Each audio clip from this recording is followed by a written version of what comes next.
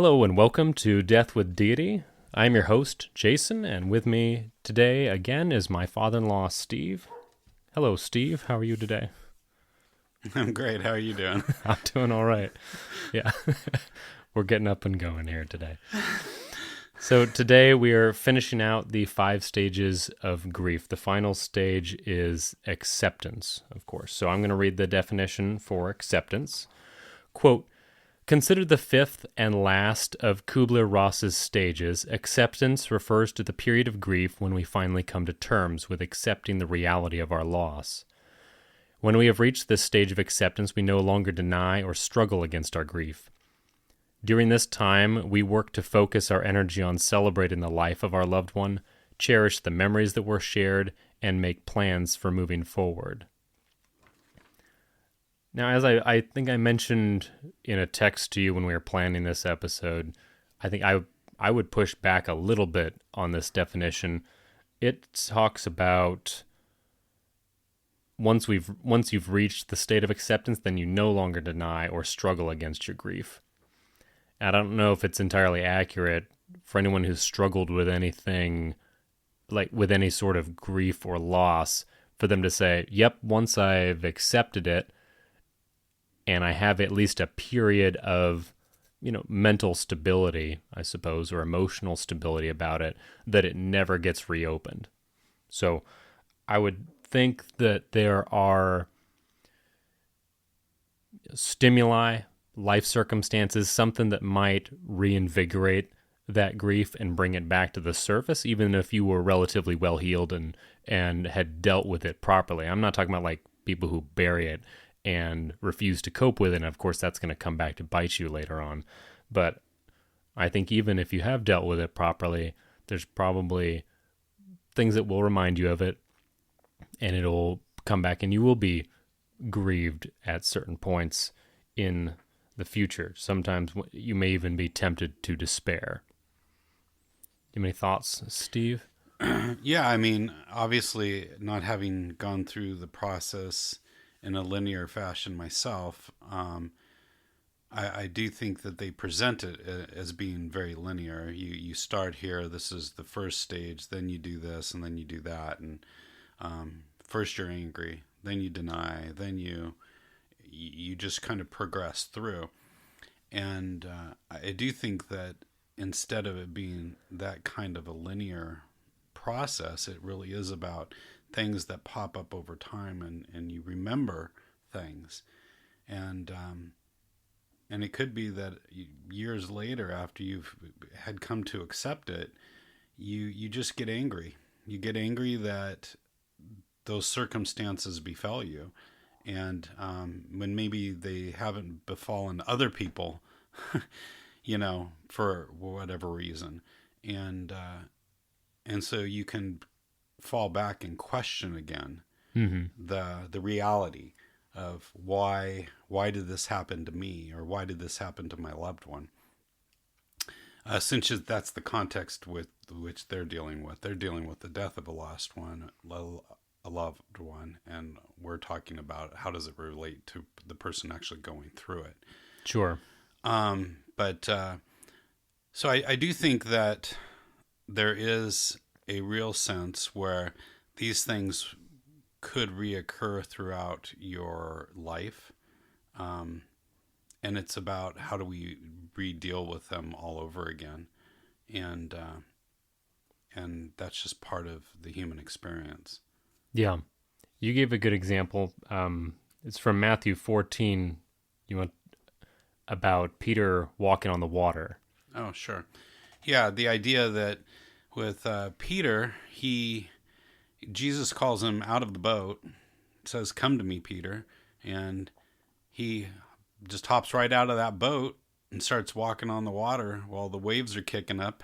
Not even questioning the idea of being able to walk on water, let alone in the midst of a storm. And as Peter's making the trek across the choppy waves, he takes his eyes off of Jesus and starts to look at what was going on around him. He notices the wind and the waves. Yeah. Gets distracted and yeah starts to put his faith elsewhere. Well, I think it's whether it's his faith or it's just the reality that he's now absorbed by the things that are going on around him. Sure. And so now he starts to sink, and he cries out because, you know, he realizes that only Jesus can keep him from sinking. So he knew that in the beginning, and that's why he was able to just jump out of the boat and start walking. Right. But because he took like his a eyes, childlike faith. exactly, but because he took his eyes off of Jesus, he did sink back to that place of skepticism, which is what I'm sure all the other disciples in the boat were feeling when they probably saw him. They didn't out. even get out of the boat. Yeah, they didn't ask. They were like, "Hey, call me over, Jesus. I want to come too," or nobody just jumped out. I think that's kind of fascinating. There wasn't a single other disciple that said, "I'm going to do that too." So I'm just going to hop out and make the trek. Mm-hmm. So I definitely think there's that idea that it's about where is our mindset? What are we looking at? What are we looking to every day of our lives? And if our eyes are focused on Christ and we're seeking to live for him and to serve him and to know him more every day, then there's an inherent strength and confidence that comes in our lives. And if we take our eyes off of him and we just look at the external circumstances, like, oh, there's this big upcoming election, and as a result, right, the this world might happen. Yeah, this will be disrupted. Yeah, that's a pretty big wave. Yeah, it could splash over into my personal life, and they might close the banks and steal all my money and force me to take a vaccine I don't want to take, and a lot of things that I could speculate and worry about. And now all of a sudden my life is being dictated to by the circumstances around me that I can't control, and I don't have any hope. It reminds me too of the parable of the sower. Some wheat sprang up quickly, but the tares came up alongside it and choked it out. The tares being the cares of life, the difficulties of life, the distractions of life came along and choked out the word in those people's hearts, at least for a time. Yeah, no, it's a great example where Jesus uses an illustration and says, the word itself, the seed, is good, and it can, if it takes hold in the soil, it can produce fruit. But in that particular instance, those thorns and weeds just choke out as he uses, and prevents that plant from producing good fruit. Right. So yeah, that's a great example as well. So maybe just to make this more real or a little more concrete, we're kind of talking about in the abstract of taking your mind off of or being distracted by the world. And so to make it personal for you, I guess I had said, why don't you think of some things that make your situation like actually difficult? What are the day-to-day difficulties that you struggle with? What are the kinds of things that somebody listening to this or somebody's family member might be going through, symptoms you're experiencing as the cancer progresses? Things might get more painful. Things might, maybe certain treatments will have side effects that will become worse over time. Anyway, I think you had a list of things here that you wouldn't mind going through those and just kind of sharing. Well, and I think we've already talked about it, and if we haven't, then this will be new. But is the fatigue, the fact of fatigue, I think, is something we all experience at some point, and we think, oh, if I could just maybe go to bed a little bit early, get a little bit more rest, then I'll feel better tomorrow. But this is a fatigue on a whole different level, where you wake up in the morning and you don't have any energy all day, and that sometimes is just overwhelming. It can feel smothering, like you've just taken a hot blanket out of a dryer and wrapped it around your head. You can't really breathe sometimes 'cause you're so fatigued. Concentration issues, I think, are another big one for me, and being easily distracted, to the point where it doesn't take much. I can be doing something as simple as, oh, I need to respond to that text message that just came in, but the minute I click on my phone to do that, there's another pop-up notification or there's another text message there, and I'm all of a sudden distracted, and I can only focus on one thing at a time, where in the past, I would have easily been able to see that other thing, move past it, do what I need to do, and then come back to it. Right. And now I'm distracted and will completely forget what I was doing. So those things, I think, can take you from a place of feeling good to a place of just feeling overwhelmed and not good, feeling a little bit despaired and a little bit of despair. Yeah, definitely. Also, another big one for me has been vision issues. So my eyes have been a lot blurrier than they were prior to the surgery and all the treatments, definitely. But the swelling that's caused by the different things, the different treatments, have I think is just moving a lot of fluids around my eyes, and so sometimes they're just super puffy in addition to the blurry vision, and then it causes eye watering, which when your vision's already blurry, your eyes watering just makes it worse. And so when you're trying to do some things, that require your ability to see what you're doing, that can be a challenge. Yeah. And then just general weakness. I know I used to be very much an on-the-go kind of person. I didn't spend a lot of time just sitting around. I was always doing something, whether it was yard work or, job work that required like heavy lifting, things of that nature. And so to all of a sudden be at a point where I have to, use the side arms of a chair to help lift myself up because I've been there for a few minutes too long, and now the muscles have all atrophied and they're not going to help me at all. And then one of the side effects of the surgery and the cancer are micro seizures that my brain will have.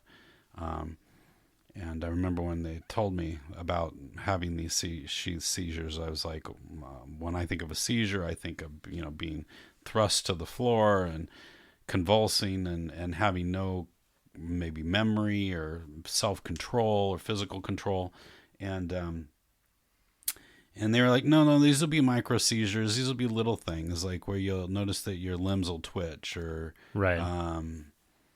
maybe just for a few seconds here and there. Yeah. Some quivering of the hand. Yeah. And so sometimes that will happen, and which now adds a whole new level of distraction when I'm trying to do something and stay focused. And then your hand doesn't work for a few. Yeah. Yeah. And it's twitching. Then now all I can think about is the twitching and realizing, oh, this is a micro seizure going on. And so now what I was in the middle of starting to do, I'm detoured for the next couple of seconds, minutes maybe, and now I've got to try to steer myself back on course again. So that much harder to get back on track than it was. Yeah, so I think all those things are definitely things that can be an extra weight on you, and can be discouraging at times, because I want to be the person that I was just a couple months ago, who could do anything at any time, and really my limitations were very little, and now it's my limitations are very high, significant. Yeah. Yeah, I think, and just to be clear for audience, the reason we're talking about all these and going over some of this is that even in the acceptance stage, at least for Steve, who is actively going through this dying process, while he has in many ways accepted what is going on, that doesn't eliminate or suddenly magically make disappear, and his faith doesn't magically make disappear all of his symptoms. All of the suffering is still there, and it's going to be there. These are the symptoms. A lot of these symptoms are, well, some of them are side effects, but the ones like the focus, like you're talking about, is a permanent thing. We talked about in a prior episode, because of the part of your brain that was removed along with the tumor, that's just not coming back. So even if medication side effects go away or improve, that one isn't. And so I think we're talking about these now because going forward, even if Steve, you're blessed with a long period of life after this, some of these symptoms could, I think we could very easily see how these would grind on you, grind on anybody. I know when I am just the least little bit uncomfortable, that increases my irritability, you know? No, definitely. When you're uncomfortable, you're not as patient with people. So, and over time, that sort of thing would be grueling. You have a headache that lasts a day, and that's frustrating and debilitating. You don't get as much done. But if that headache is, if you're going to have a headache for months on end or years, whatever the symptom is, that's just an example, it's going to get awfully old. And so it's going to require a whole new level of just sanctification. Well, and an interesting conversation I had with my wife yesterday as we were talking. She's very optimistic. She thinks the future for me is so bright, I'm going to have to wear shades. Now, that may only resonate with some of you out there, but it's from a song. But anyways, the idea is that she believes that I am going to experience longevity of life because of God's grace and because of some of the information that He has presented to us and some experimental treatments and things that we're going to look at. And so she's very optimistic that I'll be here much longer than what the doctors are giving me credit for. And so she just threw out there yesterday, what can you do job wise? Because if you're going to be here longer, since you are going to be here longer, yeah, then you're gonna need to help pay the bills and keep a roof over our head. Yeah, and there is a reality there when you realize that, well, I have life insurance, and if I pass, that she's taken care of. But as long as I'm still alive, the insurance company is going to hold on to that. Yeah, they're going to wait until I'm not able to pay the bills, and then they'll release the funds. And so we talked about that. Well, what could I do? What could I do that would be obviously altogether different than what I was doing, and that will work with my present set of handicaps? And so those are all big questions, and now you have to think about those things, and it opens new possibilities. And it may be that she's right, and I'll live a number of more years, and then I'll have to start looking for some other source of income. Right. And it may not go the way I want it to, which will then layer in a whole new level of frustration. Yeah. And because instead of just going, all right, I'm dying in X number of months, I'm preparing for that. It's like, well, now you're going to live who knows how much longer, and now you've got to live with these set of symptoms indefinitely. Not indefinitely, but for an unknown period of time. Yeah. Nobody's got a prognosis for it because the treatments are experimental. Yeah. So yeah, no, that's a good point. That's a lot of room for God working in your life. Mm-hmm. No, exactly. And I think that's what we'll get into next episode is the sanctifying process. Yeah, I do know that we talked a little bit about that in the episode on denial, but I think we just kind of introduced the idea that it was, I believe that God was working his, sanctifying work in my life because of what was happening. But I think that there's so much more that we need to understand as Christians, as people who profess faith in Christ, that we are aware that our sanctification is God's primary goal for our lives. And we don't think we think about that. I think we dwell easily on the fact that no, God loves me and has a wonderful plan for my life. Yeah. Well, he does, but you might not think it's wonderful in the moment. It's not it's not the kind of wonderful you dream about. Well, it's a wonderful plan that leads through the valley of tears. Yeah. Very good. Well, more on that next episode then. Looking forward to it. Thank you, Steve. This has been Death with Deity. We appreciate you listening. If you have not subscribed for our email notifications, I would urge you to go to Spotify or Apple Podcasts and subscribe there. Or if you want to receive actual emails from us from Hyper Premium about new episodes, go to the Hyper Premium Substack homepage and sign up there. If you have questions or comments for Steve or I, you can email me at jason@hyperpremium.co. If this podcast has been helpful to you or insightful in some way, we ask that you also share it with someone who might benefit from it. Thank you all very much. Have a blessed week.